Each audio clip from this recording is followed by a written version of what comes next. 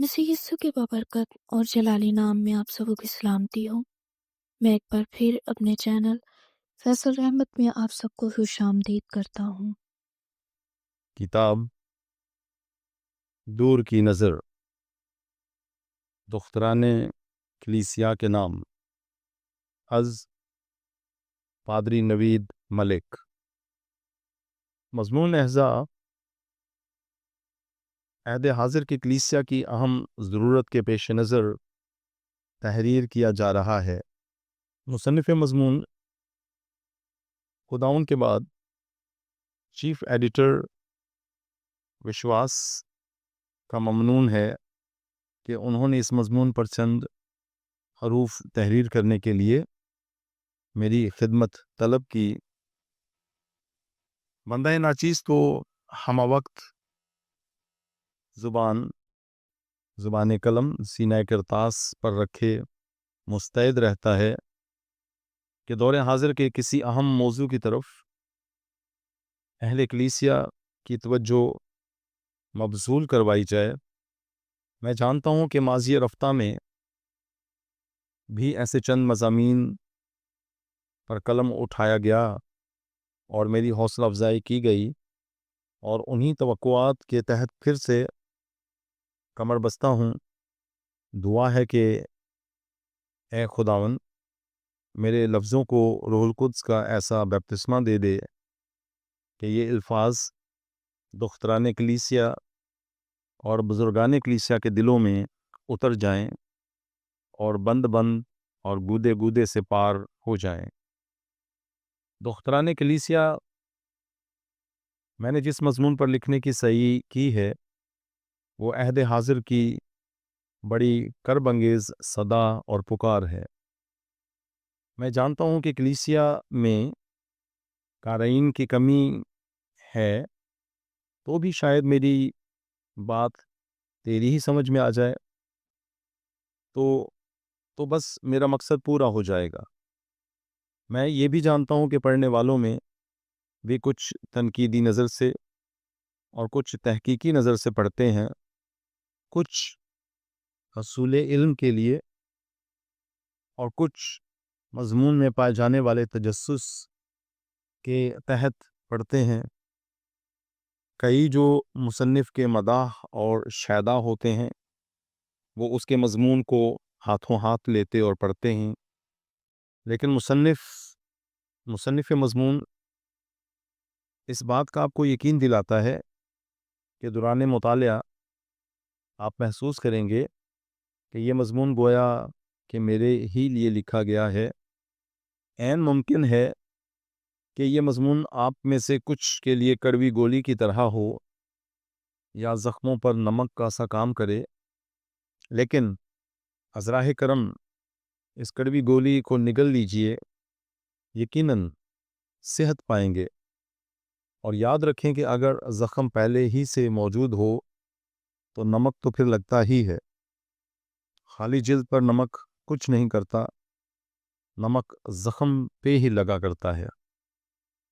मुसन्निफ़ मज़मून इस मज़मून में चंद नसीहत आमूज़ बातें करेगा और वो दुख्तराने कलीसिया को ये बावर करवाना चाहता है कि ये बात हर तरह से सच और कबूल करने के लायक है कि हर चमकती चीज़ सोना नहीं होती, और मुस्तकबिल बाईद के सुहाने ख्वाबों की धुंधली ताबीर के लिए अपना हाल दाव पर ना लगाएं। मुसन्निफ़ जहाँ दीगर खुदादाद नेमतों को खुदाउन के जलाल के लिए इस्तेमाल करने में सरगर्म अमल है, वहाँ वो एक सलाहकार भी है। फर्जंदान कलीसिया टेलीफोन के ज़रिए और रूबरू बैठकर घर को आग लग गई घर के चिराग से की बड़ी दर्दनाक रुदाद सुनाते हैं और कोई मुनासिब मशवरा मांगते हैं। वो अपनी इज़्ज़त और नामूस और घर की चादर के पाश पाश हो जाने के रुदाद बयान करते हैं और खून के आंसुओं के साथ कहते हैं कि अब क्या करें, अपनी बेटी के हाथों हम लुट गए और कहीं के भी नहीं रहे। याद रहे कि हम मशरिक में रहते हैं, मगरिब में नहीं रहते। अगरचे मशरिक کہ مغرب بننے کے آثار ہمارے اعمال و افعال سے بخوبی نظر آ رہے ہیں۔ ہم معاشرتی بے حیائی اور بے راہ روی کو ماڈرنزم، جدید دور اور ترقی یافتہ قوم کا نام دیتے ہیں۔ جدید فیشنزم نے ہمیں ننگا کر کے رکھ دیا ہے۔ قمیض کے چاک اتنے ہوتے ہیں کہ سخت ہوا کے بے شرم جھونکوں کے پڑنے سے بنت کلیسیا ننگی ہو جاتی ہے، اور یہ دیکھ کر شریف آدمی اپنی آنکھیں جھکا لیتا ہے، اور اگر بابا بولتا ہے تو جواب ملتا ہے کہ آپ کا دور چلا گیا ہے، آپ پرانے دور کے لوگ ہیں، یہ جدید فیشن ہے، سب اسی طرح سے پہنتے ہیں۔ میں یقین سے کہہ سکتا ہوں کہ جب سب کنویں میں یا آگ میں چھلانگ لگائیں تو تم نہیں لگاؤ گی۔ ہم اپنے آپ کو ترقی یافتہ قوم کہتے ہیں، جبکہ اپنی ہی تباہی کے لیے ہتھیار خود بنا بیٹھے ہیں۔ بہت سے ایسے والدین جو اپنی اولاد سے زخم کھائے خاکسار سے کوئی مشورہ لینے یا کوئی تسلی کی بات سننے کے لیے آتے ہیں اور اپنے پیٹ پر سے کپڑا اٹھاتے ہیں، تو ان کی حالت زار مایوس و معصوم چہروں اور پرنم اور اشکبار آنکھوں کو دیکھ کر دل خون کے آنسو روتا ہے۔ ان کے زخم جگر اپنی ہی آستین کے سام کے ڈسنے کے سبب سے لگے ہوتے ہیں، اور اس قدر گہرے ہوتے ہیں کہ وہ سسکیاں لیتے ہوئے اپنی زندگی کے سانسوں کی ڈوریاں توڑ ڈالنے کے لیے سوچ رہے ہوتے ہیں، کیونکہ نہ تو وہ اس زمانے کا مقابلہ کر سکتے اور نہ ہی کسی کو منہ دکھا سکتے ہیں۔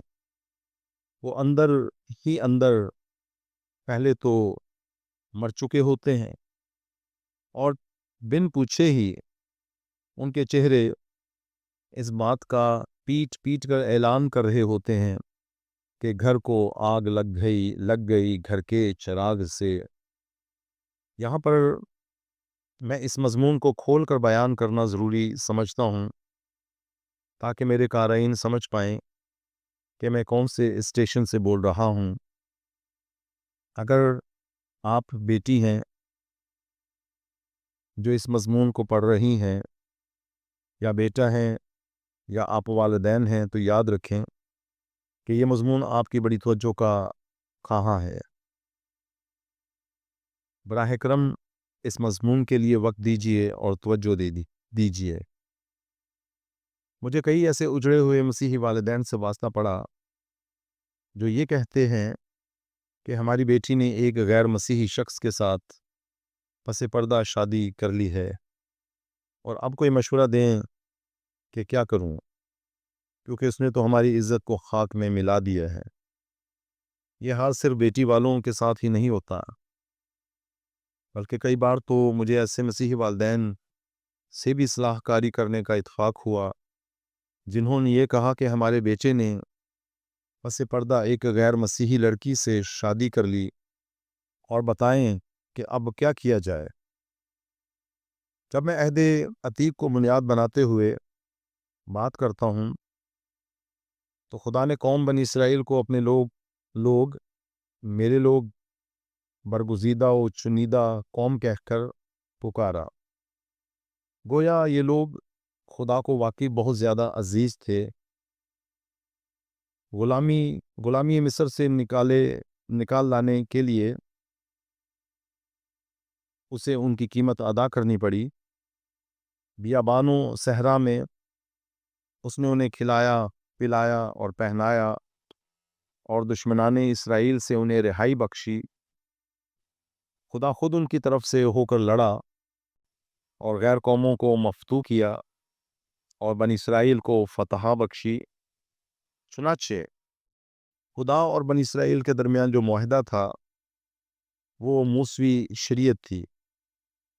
خدا نے بنی اسرائیل کو خبردار کیا تھا کہ تم میرے آئین کے فرما بردار رہنا، اور اس صورت میں تم میرے لوگ اور میں تمہارا خدا ہوں گا، ہم جدائی کی دیوار کے حائل ہونے کی وجہ صرف یہ ہوگی کہ تم میری شریعت کا مضحکہ اڑاؤ اور اس کی نافرمانی کرو۔ چنانچہ قوم بن اسرائیل نے وہی کیا جو جنت ارضی یعنی باغ عدن میں آدم و حوا نے کیا تھا۔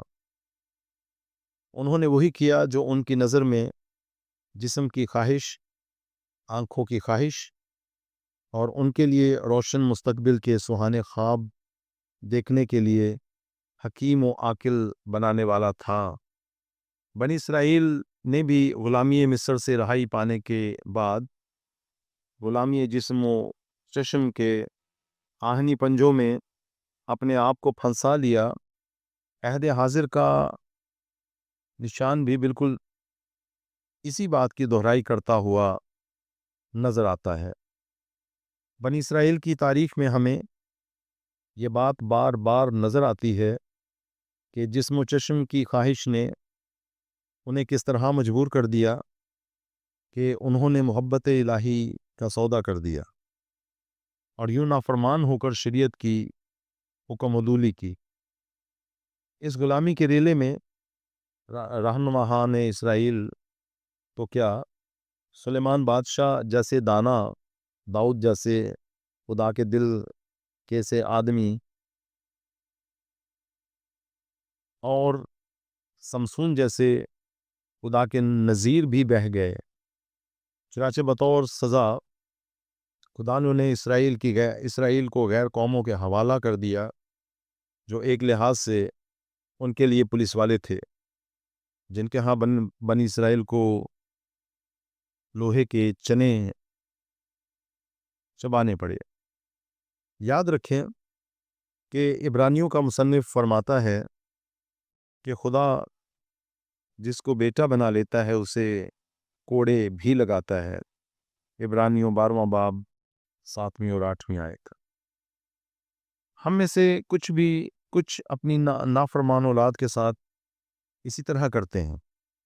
جب ہم اپنے والدین کے نافرمان ہوئے تو ہمارے ساتھ بھی اسی طرح سے ہوا۔ سلیمان فرماتا ہے کہ لڑکے کو چھڑی سے باز نہ رکھ، امثال 13واں باب 24ویں آیت، 23واں باب 13ویں اور 14ویں آیت، 29واں باب 15ویں آیت۔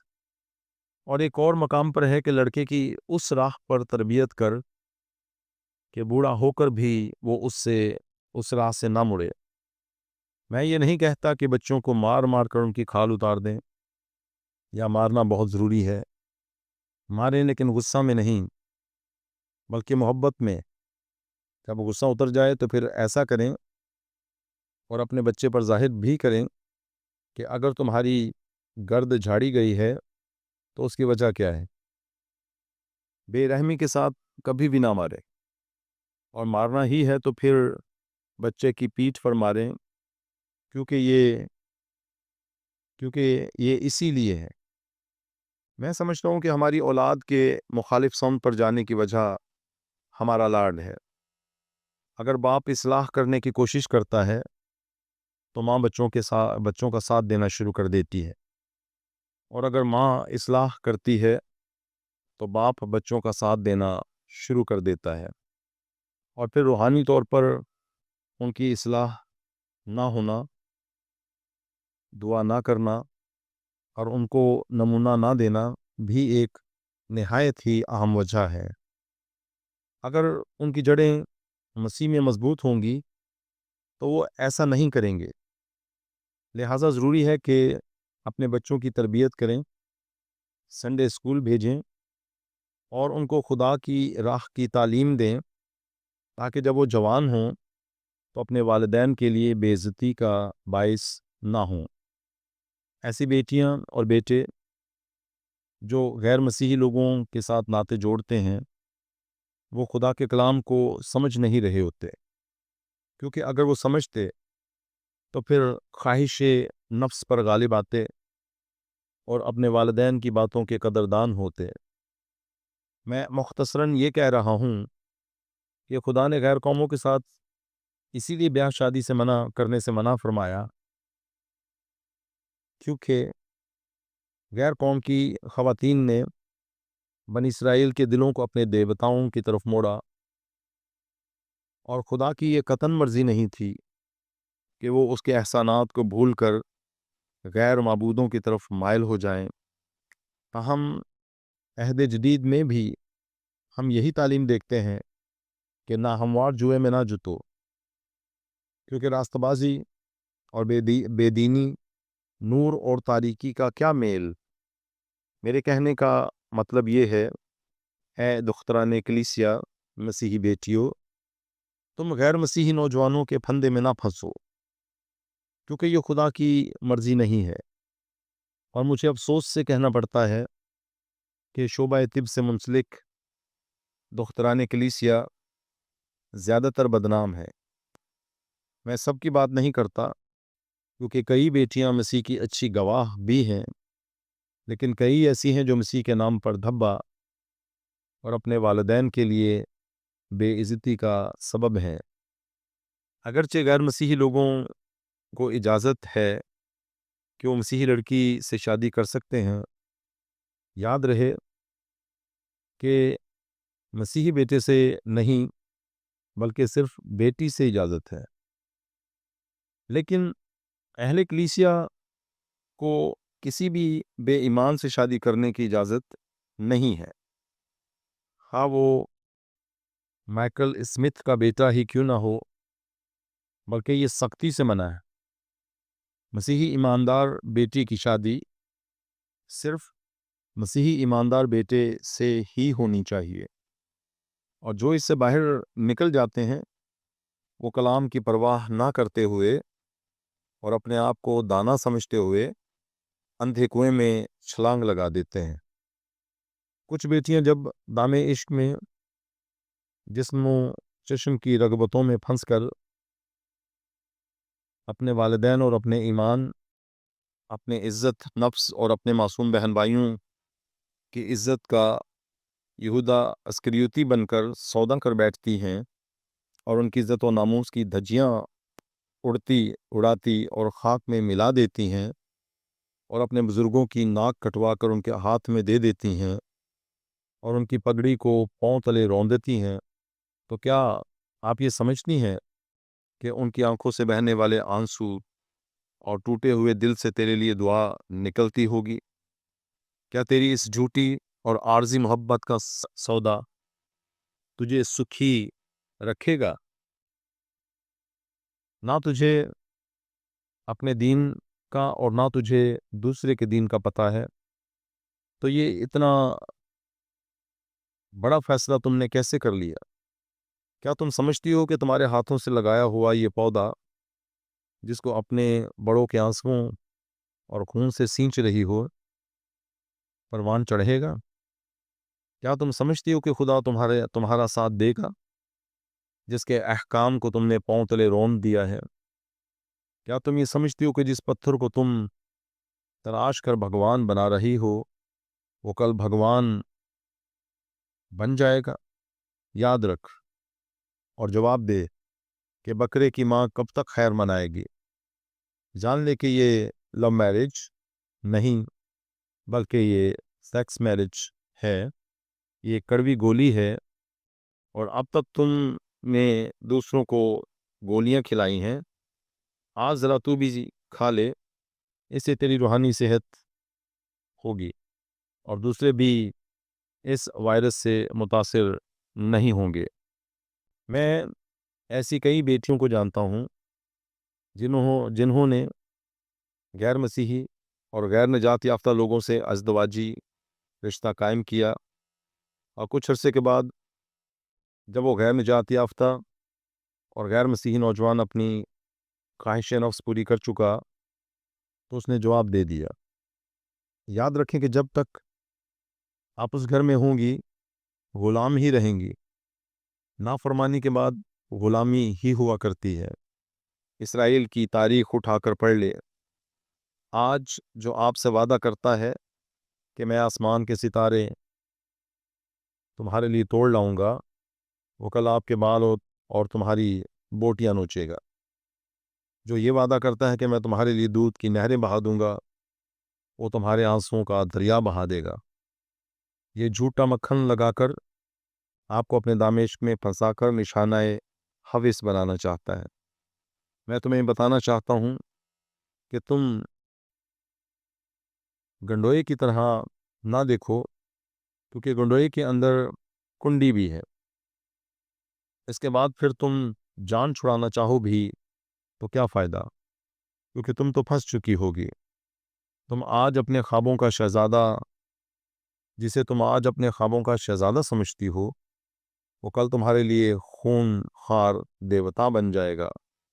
دھیان دے اور آنکھیں کھول، وہ انسان نہیں بلکہ انسان کے روپ میں شیطان ہے۔ کچھ عرصے کے بعد آپ کہیں کی بھی نہیں رہیں گی۔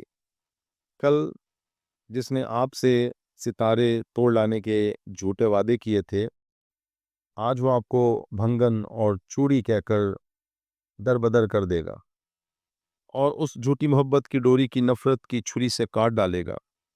بتا کہ اس کا کیا کیا جائے گا؟ اسے تو کوئی اور مل جائے گی۔ یہ ملک اس کا ہے، یہاں پر رہنے والے لوگوں کا مذہب اس کا ہے، اس کی ہر جگہ سنی جائے گی، مگر تمہاری کہیں بھی نہیں سنی جائے گی۔ تجھے پہلے ہی اچھی طرح معلوم ہے کہ ہمارے معاشرے میں عورت کو حقیر سمجھا جاتا ہے۔ تم نے تو اپنے ہاتھوں سے سارے دروازے بند کر دیے اور نفرتوں کے تالے کس دیے ہیں۔ اب تو تمہارے لیے آسمان بھی بند ہو چکا ہوگا، تم سب کی نظروں میں گر چکی ہوگی۔ ہو سکتا ہے کہ اب تو اس سام کے بچے کو بھی اپنے وطن میں لیے پھرتی ہوگی۔ میں نے یہاں تک سنا کہ کئی ایسی نافرمان اور ضدی بیٹیوں نے اپنی منمانی کی اور پھر اپنے ہی ہاتھوں سے خودکشی کر لی۔ خدا نہ کرے کہ تو بھی ویسی نکلے۔ اے بنت کلیسیا، تو ہماری عزت ہے، تو سمجھدار بھی ہے اور دانا بھی ہے، خوبصورت بھی ہے اور تعلیم یافتہ بھی، ایماندار اور باعزت بھی ہے۔ لہٰذا میں خدا کا خادم ہوتے ہوئے تجھ سے منت کرتا ہوں کہ یہ راستہ جس پر تمہارے لیے ماں سوائے کانٹوں کے اور کچھ بھی نہیں ہے، اسے ترک کر دے اور اپنی تمام خواہشوں کو مسلوب کر دے۔ اپنا دل یسوع کو دے دے، کیونکہ وہ تیری بھلائی کا خواہاں ہے۔ اپنے لیے ریت کے گھر نہ بنا اور نہ ہی خیالی قلعے بنا، کیونکہ یہ تیرے لیے جائے پناہ نہیں ہو سکتے۔ تو جس سفر پر رواں ہے، اس سفر پر ماں سوا دکھوں اور سسکیوں کے اور کچھ بھی نہیں۔ سایہ کبھی بھی کسی کے ہاتھ نہیں آیا۔ جب جوانی کا سورج ڈھل جاتا ہے تو پھر وہ کبھی طلوع نہیں ہوتا۔ اس لیے میری باتوں پر دھیان لگا اور ان پر توجہ دے۔ اپنے مستقبل سے متعلق سہانے خواب نہ دیکھ اور دور کی نظر نہ رکھ، جس سے متعلق تو کچھ بھی نہیں جانتی کہ کیا ہوگا۔ ایسے جذبات کو درگور کر دے، کیونکہ اگر تو نئی پیدائش کا تجربہ حاصل کیا ہے، یعنی یسوع مسیح کو اپنے شخصی نجات دہندہ کے طور پر قبول کیا ہے، تو پھر خیال کر کہ بھول جاتے ہیں لذت پرواز جن پرندوں کے پر نہیں ہوتے۔ مجھے کئی ایسے جوڑوں سے بھی ملنے کا اتفاق ہوا کہ میاں غیر مسیحی اور بیوی مسیحی، اور مسیحی بیوی کی طرف سے جواب یہ ملتا ہے کہ یہ خود ہی بعد میں مسیحی ہو جائیں گے۔ بعض یہ کہتی ہیں کہ ہم دونوں نے فیصلہ کیا کہ دونوں اپنے اپنے مذہب پر چلیں گے، اور بعض کا یہ جواب ہوتا ہے کہ میں نے ان سے اسی لیے شادی کی کہ وہ مسیحی ہو جائیں۔ واہ بھائی، کیا بات ہے!